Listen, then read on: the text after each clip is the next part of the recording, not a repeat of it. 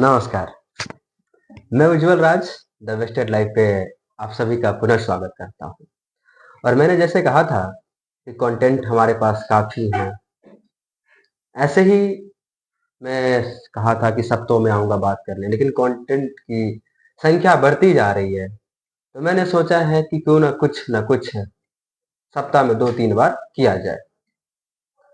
तो आज हम जिस टॉपिक पे बात करने आए हैं, वो टॉपिक से हम, आप, हमारा देश, हमारे देश के साथ-साथ दुनिया का सभी देश काफ़ी अच्छे रूप से परिचित है, जिसका प्रचार प्रसार हमारे माननीय प्रधानमंत्री नरेंद्र मोदी जी एवं सभी राजनेताओं ने बड़े जोर शोर से किया है।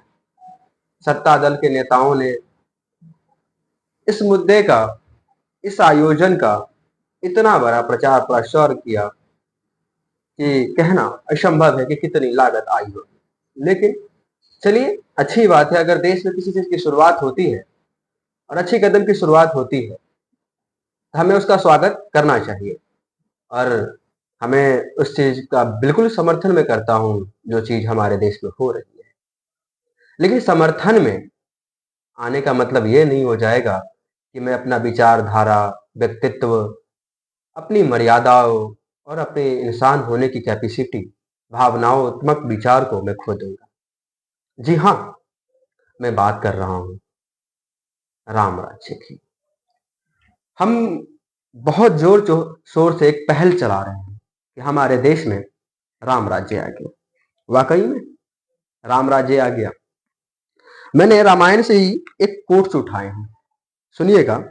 राम राम राज रचत सकल धर्म निरत नर नारी, राग न शेष न दोष न दुखत, सुलभ पदार्थ जारी। अर्थात राम राज्य में सभी नर नारी धर्म के रत में होकर शोभित हो रहे हैं। अर्थात सीधा कहना है कि राम राज्य में हर इंसान को अपने धर्म कर्म से खुशी पूर्वक रहने की आजादियां है।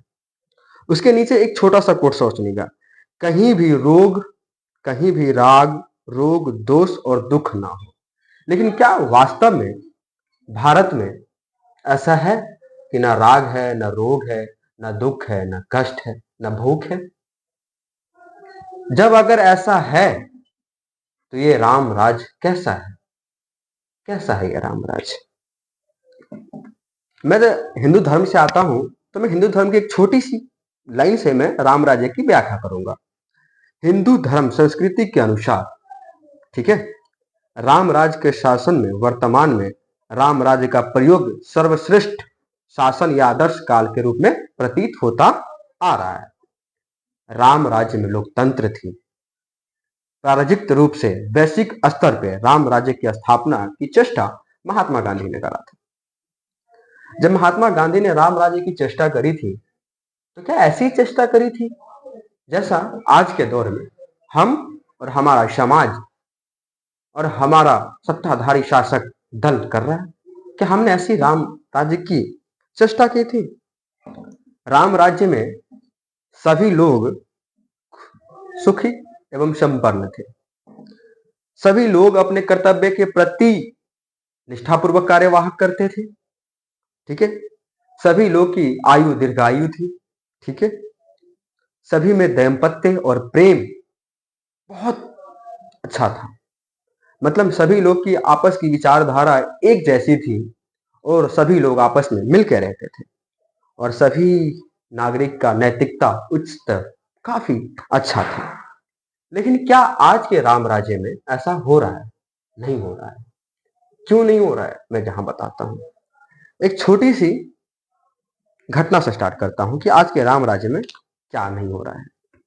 लेकिन राम राज्य की कल्पना हम जोरों शोर से कर रहे हैं, लेकिन राम राज्य में ऐसा हो नहीं रहा। क्यों नहीं हो रहा? इसकी जिम्मेदारी हम हैं, इसके जिम्मेदार आप हैं, जो हमने राम राज्य में एक नशा सा चढ़ा लिया, लेकिन राम राज्य की कर्तव्य और राम का दिए हुए मर्यादा और राम के सिखाए हुए पाठ हम बिल्कुल रूप से भूल गए हैं। लेकिन राम राम चिल्ला रहे हैं, लेकिन राम के कदमों पे चलने की क्षमता अब हमारे अंदर नहीं रही। ये हमारे अंदर और आपके अंदर भी नहीं है। बस जय श्री राम के नारे लगाने का अधिकार सबको है, सब लगा रहे हैं। एनसीआरबी का एक रिपोर्ट है 2022 में देश में अपहरण के कुल मामले 1,07,558 मामले दर्ज किए, जबकि पिछले साल का आंकड़ा है 1,01,707। ठीक है, और मैं एक बात करता हूं, ये हमारे अपहरण के आंकड़ा है। ठीक है, मैं एक छोटी सी आंकड़ा की बात और करूं। देश में कहते हैं राम राज्य है, ये आंकड़ा तो काफी पुराना है। मैं एक छोटा सा बात करूंगा जो कल की बात है। कल दिल्ली में हुआ, हम सब देखा, मिस्टर एक्स पे वीडियो काफी ट्रेंडिंग में था। इंद्रलोक दिल्ली का जाने माने चौक है या इलाका है।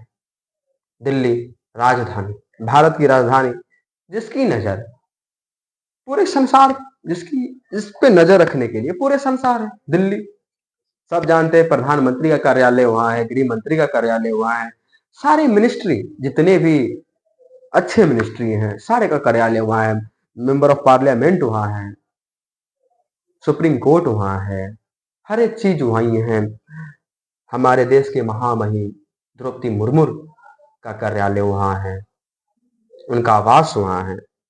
लेकिन उसी न्यू दिल्ली में एक घटना होता है जो कल घटती है। इंद्रों के इलाका था, कल जुम्मे का नमाज था, टाइम 2 बजे का या 1 बजे का टाइम था। कुछ लोग, मुस्लिम समुदाय के कुछ लोग नमाज अर्पण करने के लिए वो रोड पे अपना नमाज दे रहे थे। इसी बीच ये सूचना किसी पुलिस अधिकारी को मिलती है जो थाने के इंचार्ज रहे, दरोगा थे, उनको खबर मिलती है। वो वहां पे पहुंचते हैं और वहां जो नमाज पढ़ रहे थे, जो सजदा कर रहे थे अपने ईश्वर का, जब हमें अधिकार है कि हम स्वतंत्र रूप से अपने ईश्वर की सजदा कहीं भी कर सकते हैं, तो जब ऐसा अधिकार हमें मिला है, जब ये सजदा कर रहे थे, तो उन पुलिस अधिकारी की क्या मजाल थी पैर चलाने की। मैंने मिस्टर एक्स पे वीडियो देखा, पुलिस अधिकारी ने 3 लोगों को लात से मारा, जो कि हमारा समाज और हमारा संविधान और हमारा राम राज्य का कर्तव्य हमें इस चीज की अनुमति नहीं देता है। क्योंकि मैंने पहले ही कहा, राम ने कहा है कि तुम जैसे कुशल पूर्वक रह रहे हो ऐसे अपने सामने वाले का रखो, अपने सबको रखो। तो इस देश में वाकई में राम राज चल रहा है। हाल में ही उत्तर प्रदेश में एक नाबालिग लड़की का रेप होता है, एक छोटी सी बच्ची है, उसका रेप होता है और पुलिस से रिपोर्ट लिखने की गुहार की जाती है। जब गुहार की जाती है तो उसकी रिपोर्ट नहीं लिखी जाती। इस अफसोस में आकर पुलिस उसको थाने से डांट कर भगा देते हैं। इस अफसोस में लड़की और लड़की के पिता आत्महत्या कर लेते हैं। ये रामराज की परिकल्पना है। रामराज जहां सदन में विपक्ष की बोलने की आजादी न हो, विपक्ष अगर बोलना प्रारंभ करता हो तो लोग उसे पार्लियामेंट से, विधानसभा से, हर जगह से सस्पेंड कर देते हैं। ये लोकतंत्र की आजादी है, ये लोकतंत्र की आजादी है और ये राम राज्य की परिकल्पना है। जिस राम राज्य की हम कल्पना कर रहे हैं उस राम राज्य का ये स्रोत है क्या? ऐसा राम राज्य में हुआ था? नहीं हुआ था।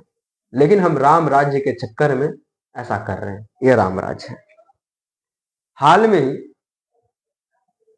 पहले राम राज कर रहे थे, अब सब लोग कहते हैं ना कि काशी मथुरा अभी बाकी है, अयोध्या तो एक झांकी ही है।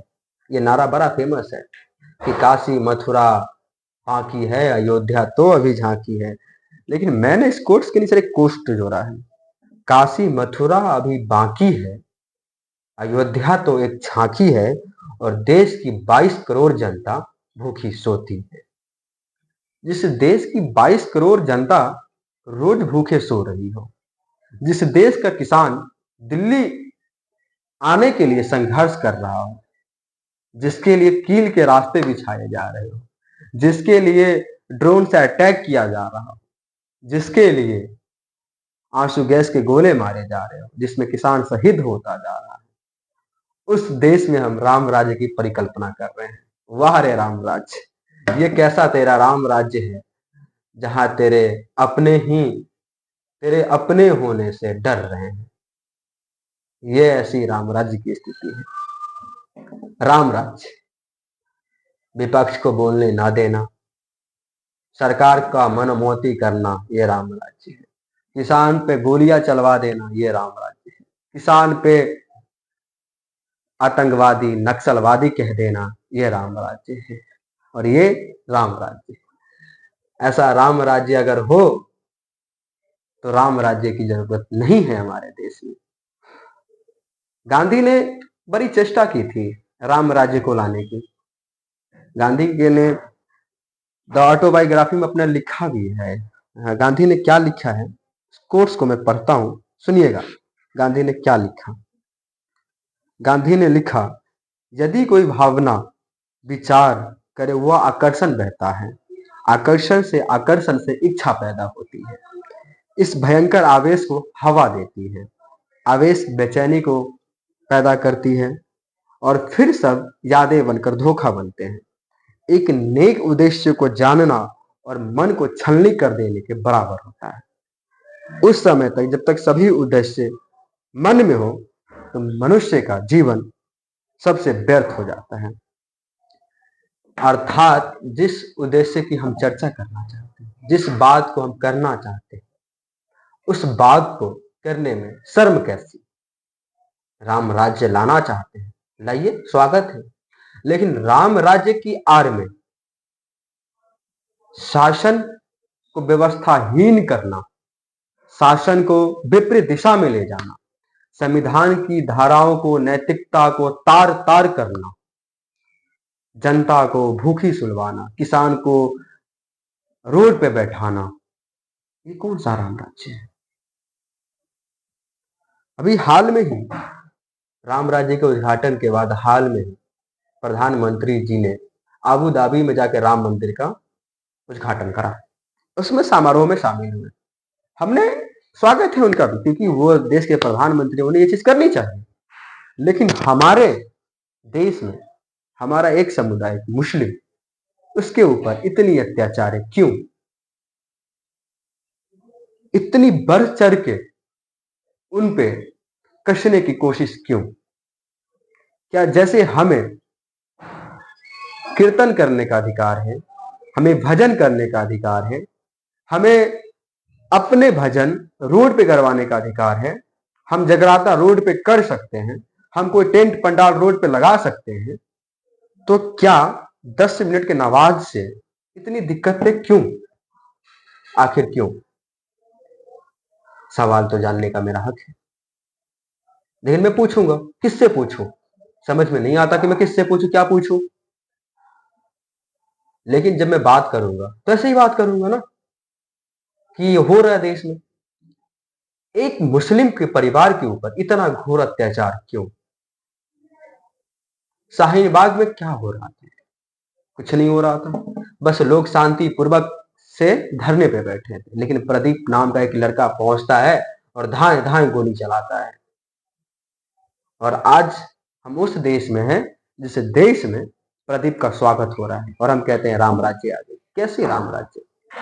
हमारे देश की गोल्ड मेडलिस्ट पहलवान जंतर मंतर पर स्ट्राइक कर रहे हैं और हमारे देश की शासन व्यवस्था उसे गिरफ्त में करने की हजार कोशिश कर रही है। और वो सारी गोल्ड मेडल प्रधानमंत्री जी के आवास के बाहर रख दी जाती है। कभी हर की पौड़ी हरिद्वार में बहाने जाने की ट्राई किया जाता है, लेकिन सबको रोक लिया जाता है किसी भी प्रकार से, और कहते हैं कि हम देश में राम राज्य ला रहे हैं। नहीं चाहिए हमें आपका राम राज्य, नहीं, हमें राम राज्य की जरूरत है। हम जैसे थे वैसे ठीक हैं, बस हम मानव थे, हम मानव ठीक थे, हमें मानव रहने दीजिए। हमें नहीं चाहिए ऐसी राम राज्य जहां हर दूसरे एक दूसरे को कट्टरपंथी की नजर से देखता हो, अपने समाज के हर इंसान पर शक करता हो। हमें नहीं चाहिए ऐसे राम राज्य जहां बेटियां सुरक्षित नहीं हो। हम कहते हैं कि बीजेपी बहुत अच्छी पार्टी है। कैसे माने? बीएचयू की एक छात्रा पढ़ने वाली, 3 लड़कों ने उसका रेप किया। सारे बीजेपी की आईटी सेल के बनारस के अच्छे कार्यकर्ता थे। क्या उनके घर पे जेसीबी चला? बाबा का बुलडोजर चला? या बुलडोजर में पेट्रोल खत्म हो गया? अगर खत्म हो गए थे तो हमसे पैसे लेकर चले जाते, हम देते, आप डरवा लेते। लेकिन ऐसा नहीं करते। लेकिन अगर इसी में एक लड़की आ जाए और एक लड़का जो इस्लामिक धर्म का हो, तो उसमें हम बहुत बखेरा खड़ा करते हैं और उसके घर बुलडोजर झाए से भेज देते हैं। ऐसे ही राम राज्य राम की स्थिति में नहीं आई थी। और हमारे राम ने डायरेक्टली कहा है और सिंपल शब्द में कहा है कि तुम अगर हमें मानते हो, अगर हमारी कल्पना करते हो, तो मैं सरल हूं, सुशील हूं, शांत हूं। मेरे अंदर क्रोध नहीं है, मेरे अंदर कोई डरावनात्मक विचार नहीं है। मैं सभी को शांतिपूर्वक रखना चाहता हूं। राम ने कहा, राम के राज्य में किसी के लिए कोई प्रकार का आवेश नहीं है, न कोई प्रकार की किसी के लिए घृणा है, न किसी प्रकार की कुछ है। सब लोग आपस में मिलकर रहते हैं। हमें ऐसा ही भारत चाहिए था, हमें ऐसी ही अखंड भारत की सोच थी। लेकिन आज हम अखंड में खंड खंड होते जा रहे हैं और हम सपना देख रहे हैं कि अखंड भारत हो। ऐसा नहीं होगा हमारा अखंड भारत। अगर हमें अखंड बनाना है तो हमें अपने घर से शुरुआत करनी होगी। घर सुरक्षित होता है तो सब सुरक्षित होता है। अर्थात जब आप दुनिया जीत सकते हो लेकिन घर में हार जाते हो, तो पहले हमें घर को जीतना होगा। हमें हिंदू, मुस्लिम, सिख, ईसाई इस वार को खत्म करना होगा। हमें मानव बन के रहना होगा, तब जाकर हमारे देश में राम राज्य की स्थिति आएगी। और फिर हम गर्व से कहेंगे, हमारे राम राज्य में आपका स्वागत है, हमारे राम राज्य में आपका स्वागत है। धन्यवाद, नमस्कार। हमारे YouTube चैनल पे नई वीडियो मैं खुद की रचित आधुनिक युग के राम को लाऊंगा। उस पर भी हम राम के बारे में अपनी पोएट्री के माध्यम से बात करेंगे। धन्यवाद, नमस्कार। देखते रहिए द वेस्टेड लाइफ।